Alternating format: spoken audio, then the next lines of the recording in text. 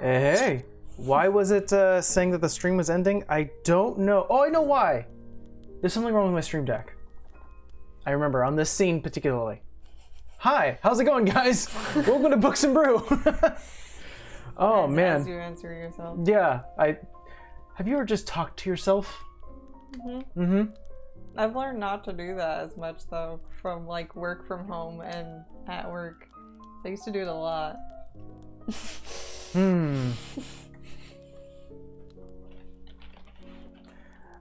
But anyways, hey, how's it going? I like the new graphics. Thank you so much. Look above of Amber's head. You got a spinning coffee. I think it's opposite this opposite side. Opposite. Look So at one of these this corners. spinning coffee. We got a new overlay. Everything's looking sweet and sexy. Sometimes it's all you need. Sometimes it's the best thing you need. Using my new cup. There we go. You got a new cup? Yeah. Ooh. The one my sister gave me that glows in the dark. Witchy.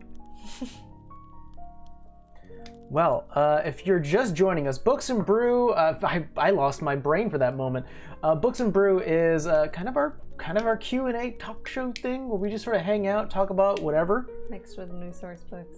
Yeah, sometimes we mix in some source books. Sometimes we talk about D&D. Mostly we talk about D&D. But yeah, I wanted to talk about today because you guys just did this. And if you guys don't know what I'm talking about, if you watched the last episode of Magic at Mosted, episode 48. I think it's actually on the podcast. I don't think we actually mentioned it. I was going to say, you missed it. If you watched our entire episode 48 stream, you missed it. Because it happened on our new podcast, Short Rest, which is a YouTube exclusive video, which you can catch on our YouTube channel. It is essentially where it's me, Amber, Temple, and Steve all hanging out, just discussing the last episode, what went down, sort of debriefing it. So if you haven't subscribed on our YouTube channel, please do so. It's kind of where we're now introducing some new content, which is very exciting. But yes, what I did mention during that time was that you guys leveled up. Yeah. You are now level 12. Oof. That's a big heavy leap. I still feel squishy, but I think it's just because we fight so much. I mean, lately we've been okay, but I mean, like, when we do sprees, man, there is no breaks. Yeah. Rolly and Savannah are a couple in IRL. Yes, actually, they're engaged. Yeah. Which is really exciting. They got engaged this year. Yeah. So we were there for that, or at least for the after party, which is really sweet. Yeah, we're just two couples playing D&D apparently. Even though they never play couples in D&D, I don't think ever. I think they tried once and then they were like, nah. So Shady, if you ever catch yourself on the Thermal Take stream and you see that Steve's on there, go ahead and give him a congrats. I'm sure he'd love it. We did give them a shout out when we started in the new year. True.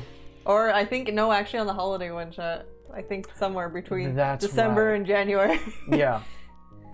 But you guys just leveled up to level 12, which is actually a milestone level. And for those who are curious on what that actually means, when you level up in D&D, obviously things get better for you. You get more HP depending on your class. You get a certain amount.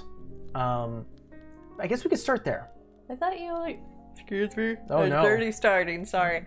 We're 9 minutes it's been in. A long day. I thought, did we all get leveled up at the same level increments, or I thought everybody was different, or are they all the same? Everyone is level. So I mean, like when somebody levels up at what 3 or 6 or whatever, the other classes also level up at 3 or 6, or is everybody different? Like for stats and feats. Oh, I see, for stats. Yeah. I think only Savannah are rogue. I think there's a certain point. Hey, Brain Tech! You got Lightwood in the house. I think Savannah is the only one. A rogue, I believe, gets an extra ability score improvement later in their levels. I think they get it at level 14. Oh, like quicker than we do. Yeah, so rogues get a sort of a bump. Hope you're having a great night in the dungeon. Right now we're enjoying our time within the Books Brew, located within Alrac. Thank you to the owners for letting us do this. I like this headcanon. As long as that we I don't have. break anything. Yeah, the redhead is really angry. No, I think most classes level up on level 4, level 8, level 12, and level 16. I believe rogues and fighters are the only ones that get an additional one. Rogues, I believe they go 8. I thought druids got something at 18. Maybe. I know the ability though. I don't think it's a stat increase. The later levels get a little tricky, but I think it's for most other levels, or at least for rogue, it is 4, 8, 12, 14, 16, and then I think that's maybe one more. I can't remember. Fighters are something else. They get one at 4, 6, 12. Oh no, 4, 6, 8, 12, 14, 16, and they get some more, like, because fighters, like, I feel like the fighter class is a little, it's very basic. I just feel like nobody wants to play it. Everybody always wants to outdo themselves, so like you get rewarded for playing the class. Yeah, I have all of the stats up, so I'm gonna go pull that up. I don't feel like it's a bad class either. Fighters are fun. Yeah, I feel like they're very much the tank, and then there's so many subclasses that they've added now that like you could really tweak it if you wanted to be something a little bit different than like stereotypical. I'm in the front and I'm dumb and I fight like. So I know this for sure. So I'm going to use the Cleric as sort of our base. This is what generally most other classes have, kind of leading up with the Cleric. They get an ability score improvement or a feat choice at level 4, at level 8, at level 12, level 16, and level 19. That's an odd number. Now let's compare that to the Rogue, who gets that at level 4, level 8, level 10, level 12, level 16, it's like every other. Level 19. So they get one extra. Oops, my phone's still on. We had rules about this and I didn't follow them again. I didn't tell you. I don't even know where my phone is. I think I left it in the other room, so didn't have to be bothered. Fighters, on the other hand, this is where we're gonna get crazy. They get it at level 4, level 6, level 8, level 12, level 14, level 16, and level 19. They get it a lot. So yeah, it gets pretty crazy. Thought there. Now, I was gonna say, fighters I feel like is the one thing you could probably multi-class and not fuck yourself. And I mean, like, maybe if you wanted everything, yeah, you are, because you're not gonna get one of those things. But I mean, like, it's probably, since you have so many, like, buffs between levels, you could probably, like, split it to another class so you can get other stuff you want, or maybe you want to change, which you did. Oh, I did. Well, the funny thing is when we're talking about my current character that I do on Wednesdays, who's a fighter sorcerer. Fighters are a great class to start in because you get their proficiencies in heavy armor, martial weapons. You can use like long swords and great swords and things like that. And when you multi-class, you could still use it. So my fighter can now use magic because sorcerers are a good class to multi-class in. So it's sort of the opposite. Yeah. Well, no, that's what I mean. Like, because you guys get so much. Yeah. Because I feel like our barbarian forgot, but since he's going into a different class, he doesn't get like his next level up. Okay. All right. Yeah, we're talking about that now. So yeah. When it comes to multi-classing,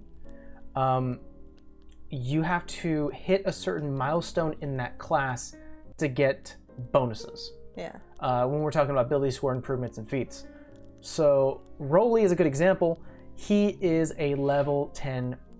Oh no, he was a level 10 barbarian. And when you guys went to a level 11, he instead chose to go level 1 warlock. So in total, he's a level 11 character with a 10 in barbarian and 1 in warlock. And then it came to a point where now you guys are level 12. Most of you who have not multi-classed now get that building score improvement because level 12 was that milestone. He, on the other hand, chose another class, but regardless of what he's going to choose, he's either a level 11 barbarian, doesn't meet that 12, or a level 1 warlock, or a level 10 barbarian, level 2 warlock. We're not going to announce it here. He's made his choice. You'll find out tomorrow. Yeah. I I think because I have and I know people that have had so many characters and they're just like, I like multi-class already, but I'm just like, I haven't had one like go all the way to the end. Like I fully want to see what a level 20 druid does, and I fully want to see what a level 20 cleric does. So like they're both classes that I'm play in different campaigns. Obviously the cleric is the one that's streamed, and people still tell me I don't know how the fuck your first character was like a moon druid or circle of the moon druid, and I was just like, I don't know, it seemed fun when I got rid of paper. They are very badass. No, I mean, like, people just tell me it's hard, and I didn't feel like it was hard, and I was a total noob in D&D. Like, I watched them play, so I knew some things, but I literally wasn't sure if somebody, and this is embarrassing, got a bonus action. I thought that was just like, you had to have a thing to get a bonus action. You had to be special to get a bonus action. Because I didn't know. I didn't play, like, and then it just took some learning, but other than that, now I just, like we always say, I get told, what are you doing over there? Because I'm reading stuff of what I can and can't do. If you want, I'm gonna break it. We got here from Rogues for the Win. Shout out to Shady. I know Shady has a big love towards Savannah and all of her maybe less than noble tendencies that start to show up from time to time, which is fine. Honestly, I kind of expect it and want it. At level 20, you can retire and become an NPC. Honestly, there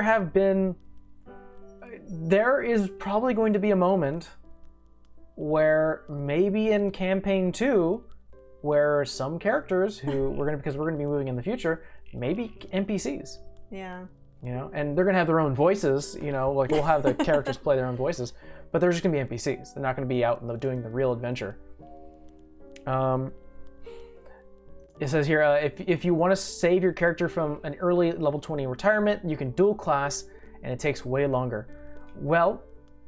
Regardless, once your character hits a total of 20 levels, regardless if you're multi-classing or not, that is the cap that 5e provides you. So you can be a level 10 fighter, level 10 sorcerer. You're a level 20 character in total. That's it. Yeah. You don't get the benefits. You get locked out. So there is sort of this give and take when it comes to multi-classing. I don't know. That's just me personally. Like, I don't have anything against. Like, I wanted, I think with this campaign, I wasn't sure what you were going to do. So I thought initially I was going to be somebody that multi-class because I wanted to do Druid and Barbarian. Yeah. And mix the two. Oh, two. That's true. That was your first iteration. First idea. And then I was like, no, I don't think it's going to go with this campaign. And then I was just like, it's an idea still. But it wasn't something I was like, that's what I want to do. And then it was Twilight Cleric, and then I was like, no, that doesn't fit her backstory that we. And I played a Twilight Cleric, and that was fun. So it ended up being, a Unity Cleric, which very much fits her and her backstory. So it's funny though, because your Unity Cleric obviously is an Unearthed Arcana. It's not official. Mm-hmm. It didn't come out in any books. And now it's the Life Cleric, and no, it's the Peace Cleric. Oh yeah, the Peace Cleric, and I don't like it. The Peace Cleric is I kind of agree with you. I feel it's a little more balanced. It probably is. I just feel like it's less like. It has less cool abilities, but it is very much more balanced. Less like hefty cleric, and that's kind of what she is now. But like, you could play however the fuck you want to play. But I feel like it's a different way because the biggest thing that sort of makes them different is that the Peace Cleric does have the emboldening bond, but it only lasts 10 minutes. But you can do it an amount of times equal to your proficiency level, bonus. Yeah. They only last 10 minutes, which is actually pretty good because usually you only use it for combat. Yeah, usually, unless we're traveling or something. Yours, the Unity Cleric, though, you can only do it once, and it lasts for an hour. You can spend another spell slot to do it again, but it lasts for an hour. And I think that's more useful in what you guys have been doing, because it's two different play styles. You do it for, we're going to a dungeon. Now you have everything. Yeah. We're good for an hour. It says here, the healer is the backbone of the party. Yeah, I know. I've had to bring somebody back from the dead several times now. You're definitely the morality, the moral compass of the party from time to time. I used to think that was Rolly, and now no. Yeah. No. No, not so much anymore. So when it comes to, when you get to these milestone levels, when you can do ability score improvement, or ASI, as they call it, you have the option of doing either one of two things. Either you can improve your scores by either giving 2 points to 1 skill, or giving 1 point to 2 skills. So you can go 1 to strength and 1 to dex, or you can do 2 to charisma, things like that. Which I've learned over time and time again, now that I know what the fuck I'm doing, is it's only evens that benefit you. Only evens really benefit you. So you can put all the points you want there, but if it's not an even, you don't really get a buff. Yeah, if you got a 15, it doesn't really give you your +3 that you're hoping for. Yeah. No. Or you can choose a feat. Feats are these special little bonuses, little abilities that can like you get like a permanent skill. You know, either you can choose telepathy. You can now talk to people via their minds, or you're I think it's called like skilled. There's a thing actually called skilled, where you start getting proficient in certain skills, and you can become an expert in one of those skills, meaning you get more bonuses. Or you can take magic initiative, which means you can now take spells from different classes up to a certain amount. I feel like that would be cool for Savannah, but I could be wrong. For magic initiative? Yeah. Because I know she wants more magic, but she likes that she's quick. But I mean, that would be something she could use, because all her stuff is so random. Like, Felix is, you know, his own thing. Her spores are her own thing. And then she has her magic. Like, she's a hodgepodge of stuff, but it all works for her, so. So it's funny, I know Shady right now is saying go full charisma and just 0 in intelligence. That's Quinn. No, it's not. You're kind of like, you try to be charismatic, but you are really dumb. He has an 8 in intelligence. He's not like a -6. Yeah, but you play him as being very dumb sometimes. Well, yeah, because he's a goofball. He's a meathead. So, that actually will not happen ever. What? A 0 in an ability score. I don't think you can. And the reason being is that there's certain ways you can roll or choose your scores when you actually begin. You can do standard array, in which the lowest number you can associate to a skill is 8. Actually, no, the minimum is not 1. You can do point buy, in which the lowest that your skills can go down to is 8. Or you can do roll the dice. The way that works is that you roll 3d6. I think it's 46. I think it's like 46, and you remove 1, the lowest one, and then you add those 3 up. So let's imagine you rolled, is it 3? I think it's 4d6, and you remove the lowest. And so the worst you can get is 3 1s, meaning that you have a 3 in intelligence. That's the lowest you can get. That's a pretty stupid character, by the way. That's as intelligent, I think, like as intelligent as a wolf, maybe even less so. Like a beast, like a straight up beast would have like a -3. As long as you don't turn yourself into a moth like Jester, not realizing that she's not a druid and. Why am I eating this? Yeah, let's see, hon. This freaking 5e. Not carpet. What was it? The curtain. Yeah, a wolf has a 3 intelligence. So it's got a -4 to its intelligence scores, or ability checks and save. I feel like wolves are pretty smart for like the animals, just because, like, I mean, in theory, they know how to hunt. They know how to sense danger. Like, they don't know how to probably open a door unless they bash through it. But so it's funny you say that, because wolves, I would agree with you, are very in tune. Yeah. But they are not intelligent. They are wise.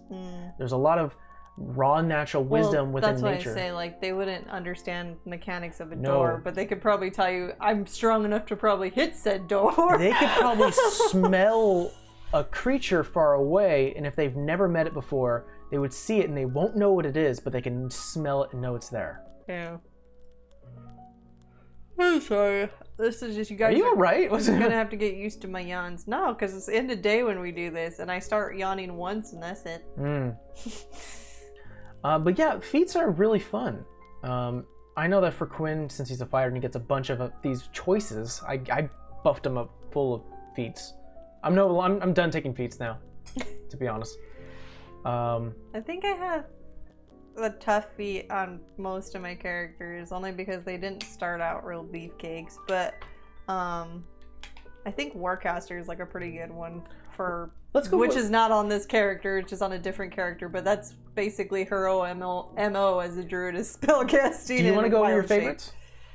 Well, I just feel like those are the most useful. Like, useful and helpful to you and, like, the rest of your group, so you're not like, oh, well, I'm squishy and I got hit. At least you're going to get advantage on the hit, so you can roll to save your spell, hopefully well enough.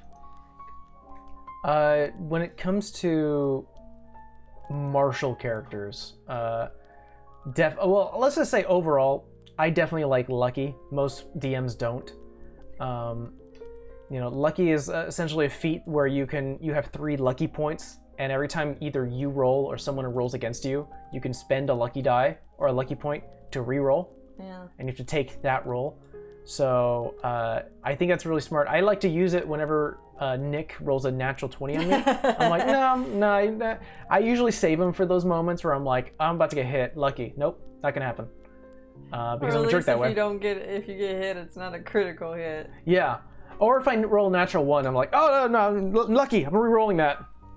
And I keep forgetting at times that Savannah has that. And I kind of feel like she forgets too. She forgets too, because I had to remind her. I don't know if you're in there, Temple. I forgot what I was like, you have lucky. Yeah. It's a lot to remember sometimes, especially if it's like such a new character. But I mean, we've been playing for a while. I think the lucky feat is her most recent feat she's added. Yeah. I feel like that was something she added at level 8. Yeah. That she hasn't... Oh no, I think she did at level 10. She did at level 10. I think it was 10. Yeah, it's something super recent that she uses from time to time. In Cyberpunk, luck is actually a stat. You can use your luck points at each session to influence one roll, either plus or minus to the roll. It's kind of like my leaf. Yeah, that's right. The magical item that Nick made. Nick made or got from the book. I'm not really sure. I think it may be from the book. I really like mobile, another feat, especially for monks or rogues, because you can move and haul. Yeah, you can haul ass. And the great thing about mobile is that even if you attempt to hit someone, you don't need to disengage. Because as long as you attempt to hit someone, that person no longer has the option to try to hit you.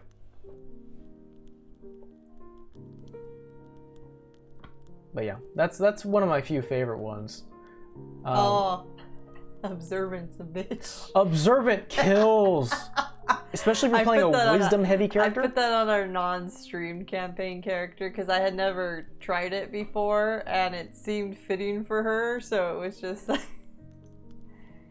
Observant also ups your passive perception, right? That's the by one? 5. Yeah. So the way that passive perception works... passive perception is not like actively looking. It's usually just something that would trigger... You're hearing it in the background. You're always hearing it in the background. So if you were walking down a dark cavern, your passive perception would not help you against a trap because it's meant to hide. Or certain traps. I know there's certain traps you can use your passive perception to look at it.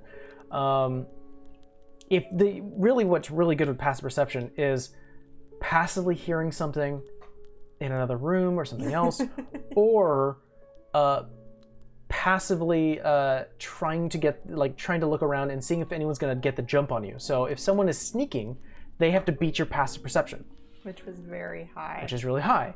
So the way it works is that it's a standard 10 plus your wisdom modifier. In our Sunday campaign, I think it's like a 24 or 25. My perception is my passive perception. So yeah. I see a lot, hear and see a lot of stuff. So let's say you have a 20 wisdom. Yeah. So you get your passive perception by that is 15. It's pretty damn good. And if you added proficiency, like let's say as a skill, you added proficiency as for perception, that also adds to your passive perception. So let's say your bonus is 2. You're kind of level 5, right? Mm. So now your passive perception is 17. Let's say you also took expertise. Maybe you're a rogue. You double that, the proficiency bonus, so it's a +4 instead of 2. Yeah. So now you have a passive perception of 19. Now let's say you take the observant feat. Well, Now your passive perception, because the observant feat gives you a +5 to your passive perception. 24. Now you're at 24. Yeah, I think I'm at 25. Someone needs to roll a 24 or higher. Actually, no, I think they have to roll a 25 or higher to sneak on you. I mean, like, I also want to say one of these days I'm just going to take alert to be a pain in your ass. But I feel like if you take observant and it's high enough, it might as well be alert. But I know alert's a little different, I think. What's the other one? There's one that you remember everything. Oh, Keen Mind. Keen Mind. That's good for, like, roleplay moments. Well, it's also good a lot because... That wasn't proper English, but you get my point. Sunday, when, like, we have to recall which fucking path we took or which thing we read. Especially if you're stuck in a dungeon, that comes in handy if nobody took notes and one of you has that. It's like, hey, DM, what was the fuck did I read over there? I would not recommend, because I know there's, you can take Variant Human and they get a free feat, level 1. I would not recommend doing anything. Taking Keen Mind until you played a few sessions with your DM of choice, because if those questions come up where you're like, hey DM, do I know this? If he tells you, yeah, you know it, and he's not that type of person, or they're not that type of person to sort of make it that you have to make notes, like, oh, if you don't remember, then you don't remember. Yeah. You know, if they're that type of DM, then I would recommend doing Keen Mind, because then you can turn around and go, I don't need to know. You tell me, because my character would know, which I think is very useful. Yeah, Keen Mind's pretty good. Yeah, I mean, I don't have it, but I the only ones I've taken is Observant, Tough, Warcaster. I don't know if I've taken another one. I think I've mainly stat built. Another thing that I like is, and by the way, Shady said, you need to make an NPC guard that is statted like that. That has this high passive perception. In my game... Probably like an assassin guard. No. In my game, I have it built where there are detectives of sorts. There is a special group of people who have to... go in and investigate and perceive if there's any clues left, because there has to be some sort of like after kill, like postpartum investigation that has to go on. Partum? What's wrong with that? I don't think that's not it. word. What is it called? Post? It's just death. the investigation. Sure. Yeah. I mean, I used to study forensic science. We didn't really call it anything. It was the crime scene. Postmortem. Yeah, that's like post-corpse, yeah. Postmortem. That's after the slash and dash, okay? Yeah. Like... So I do have these not teams, but people within each country that have sort of like, oh, okay, well, someone needs to come by and look it up and be like, oh yeah, what the troop said was true. It did get killed by like an Eldritch Blast. I can tell. You know. But yeah, it would be also great to have like a head guard who has this really high passive perception. He's like, I can see what you're doing. Don't do that. But yeah. Trying to think what else. Oh yeah, I was gonna say my favorite new feat that came out was Eldritch Adept. Oh yeah. You were talking about that. Because it's so much fun! You get to choose one Eldritch, what is it? What do they call it? Not initiative. It's something going to be. Invocation. You get an evocation. So something that comes from the Warlock that is usually permanent. So it's almost like you get your... Oh, like the dark vision and all that? Yeah, it's almost like the feats have increased now. And so now you can talk to animals at will. You can cast, detect magic at will. You can do mage armor at will. So you have all of these new options that are open to you, which comes out pretty well. Exactly like a king advisor, yeah. Free to detect magic is pretty good. And the fact that you can do it at will, it doesn't really cost an action. You can just go and do it. But yeah, that's leveling up is really nice. When it comes to your HP, though, that's a different story. It really depends on your class. I feel like, let's do the Cleric, because I feel like that's the one that comes to mind right away. Clerics have a D8, a D8 die when it comes to HP. At first level, regardless of what class you are, you get the max of your hit die. That's your first level. So Clerics start out with 8 HP plus their con modifier. Lord. Barbarians get 12 HP plus their con modifier. Fighters get 10 HP plus their con modifier. I think the lowest ones are sorcerers and wizards, which get a D6 plus their modifier. So probably 6. If I was playing a spellcaster, like a wizard, and I think I did, I'm gonna have some bonuses to my con, because if I'm gonna concentrate on those spell cast, those spells, I want my con a little high. Yeah, I just feel like a lot of people forget about it because they're spellcasters, and then they like have a low constitution, not thinking, oh shit, I might get hit. Yeah. By the way, Shady, you're thinking of an old D&D thing. There is no mages in D&D. Not anymore. Not anymore.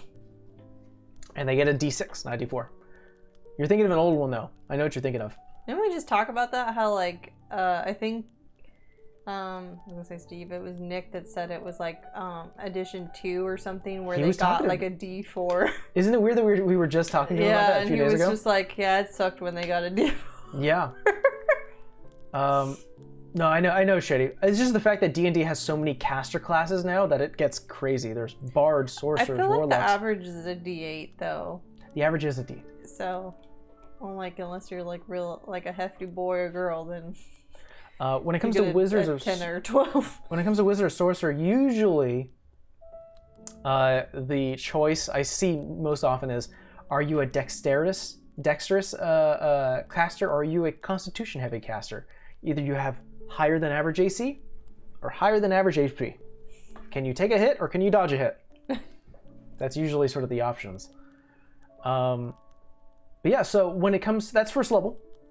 When you level up, you then have a choice of taking the average or rolling. Rolling is simple. You're a cleric, Amber. Roll a d8. I don't have my dice here. Oh wait, I think I have one. I have the new one. Ooh, yeah, roll your new one. I never roll because I'm always afraid of getting a 1. Most tables, especially mine, if you roll a 1, you re-roll. No, I got an 8. Hey, that's the best. That's the best option. That's why I was like, damn it. So that means you have 8. So you already started with 8 plus your con modifier. Let's say it's 1, so you have 9. Now you add another 9 because it's 8 plus 9, or 8 plus 1. So now you're 9 plus 9 equals 18. Now you have level 2 cleric with 18 HP. Another option is to play it safe and take the average, and it kind of 5. It goes down. It kind of like splits it by the middle and goes a little up. So for cleric, since it is a D8, go down and a little up, 5. Yeah. So you take 5 plus your con modifier. I just never think I could roll that high, and I just proved myself wrong. But like, I'm just afraid that it's gonna be like a 2. That's a 5. That's a 7. You're just hoping for 5 or higher. 4, 2, 1. You reroll ones. That's the 7, 2. I've gotten 2 2s. Another 1. 6. You're burning it. You're burning it. This dice rolled halfway decent until the end. After like a couple rolls in, I was like, yeah, no. But yeah, so that's happening. Gonna waste all your luck rolls. I know, you're already wasting them all. I don't normally roll those dice, to be honest. That D20 was nice to me once, and then like it fucked me last time, so I was like, yeah, no. So we were talking about multi-classing, and now we're talking about leveling up. So obviously when it comes to multi-classing, let's say you're a barbarian, you're using that D12 to your advantage, always taking average, which I believe is 8, and then plus whatever. What kid? He's gonna jump on your leg. I know. Let's say you multi-class into a squishier class. Squishy. You know? Well, unfortunately, even though you were starting at level 1 in this new class, you don't get the high roll. You don't get the automatic max. You then now have to either take the average of this new class or roll. So for Rolly's sake, when he first went into Warlock, the average, I believe, was a 5, and he took the average, which is very much different than, I believe, his Barbarian, which I believe is a... I'm going to look that up. Barbarians are beefy. 12 or 10? They roll a d12, but the average... 6. The average would be 6 a 7. Oh, 7, damn. Yeah, so they get 7. He was just like, I'm getting up there. Yeah. Let's see. All classes have this where they have sort of class-based abilities that get improved as they go up. So bards get like Song of Rest. They get a bunch of other things that are just every bard gets them. And of course, at certain points you get abilities that have to deal with your subclass. What are you doing? You're looking at the cat? He never wants to... There he is. No. Get on camera. At least not fully.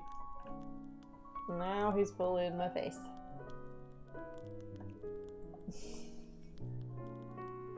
But I believe that's it for Don't touch things, sir. for leveling up. Honestly. There he goes touching things. Okay. Oh. Scooch back. Thank you. Yeah, I think that's it for leveling up, to be honest. There's nothing really much more than that. I think the only other thing that we can cover is multi-classing, and when it comes to spellcasters. Well, what if you give out inspiration? I don't feel like everybody gives out inspiration. I don't in my game. Yeah.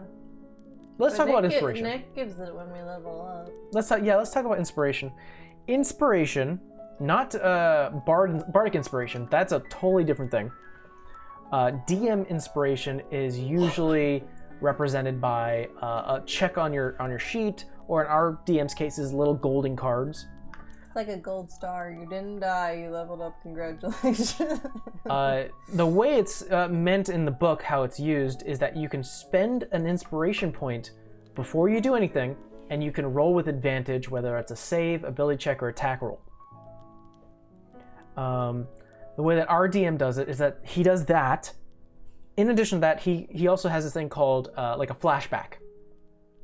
So let's say you're going into a dungeon, you have a special ice knife, and you run into a puzzle that requires ice damage. And you didn't bring it with you. You're like, God damn it, I didn't bring it with you.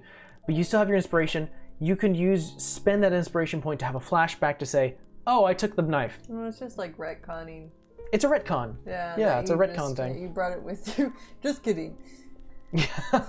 We usually hold it. We normally hold it for rolls or really stupid shit we want to do, and it's just because like you only get one. So I mean, I feel like Nick's pretty fair because he's like, if you can explain to me like logically how this would work, then I'll let you do it. But it's not just like I start flying because I ran forward and jumped off the cliff and magically I know how to fly now. Like, what are you doing? That's like, maybe you need a little bit more oomph to do it, and that's the inspiration, but you could still probably game mechanics wise do it. See if these commands still work. Nope. Oh well. Hey guys, don't forget to follow us on our socials. Instagram, Twitters. I say Twitters. TikTok, and Discord.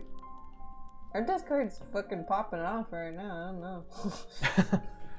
we gotta give a lot of love to Aspen. Yeah. For sharing her amazing out of context game quotes. Which honestly, I still say this all the time. I wish I was a fly on the wall on our games. There was one that was like talking about. Here, I'm gonna pull it up. Made me laugh as hell. Oh yeah, do I see the haunted doll anywhere? Do I see the haunted doll around me anywhere yet? You don't yet. Why is that answer worse? Because you ended it with yet. I want to talk about this. You know, I was looking up because of where you guys are going in the game. I was looking up games within D&D. Gambling. Rollies. Rollies. That one we learned before we watched Critical Role. It was like you taught us in like the non-campaign where it was like you roll a d6, a d8, and something, and then it was like if your rolls were higher than the other person's rolls. Yeah, you roll a d8, a d6, and a d4. Yeah. You add them all up, and each. You want to do it now? Yeah. All right. So let's see. D8, a d6, and a d4. Don't screw me. Let's see. Where are you? I can never find my d4s. There we go. They're like the pointiest ones. So you start with I can't get my d6 out. You can't? You want a d6? Hold on, I got it out. Okay. So first you start with the d8. So first you start with a d. No, you just start with a d8. Yeah, I rolled it. Okay. Now you. It's supposedly the way the table works is that everyone rolls a d8, and you have to.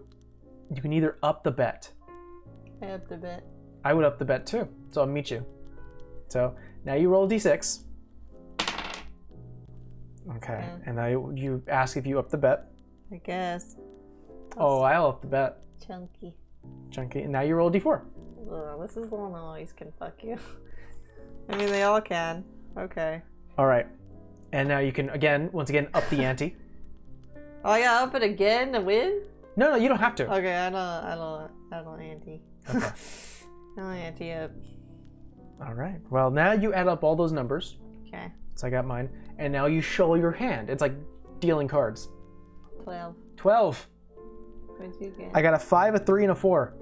12. I got a 6, a 4, and a 2. We split the pot. Yeah. I'm glad I didn't ante. It didn't matter. There's a few. I like this game, which is what's it called? Go ahead and grab 2 d10s.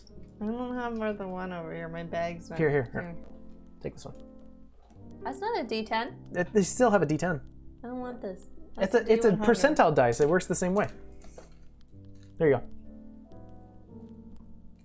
Okay. So now what you do? Yeah, wait. You gave me a D8. Oh, sorry. I was like, that's not a D10. Here you go. Here you go. Yeah. All right. So you roll them both, and we're playing Blackjack. So we have to get a 20?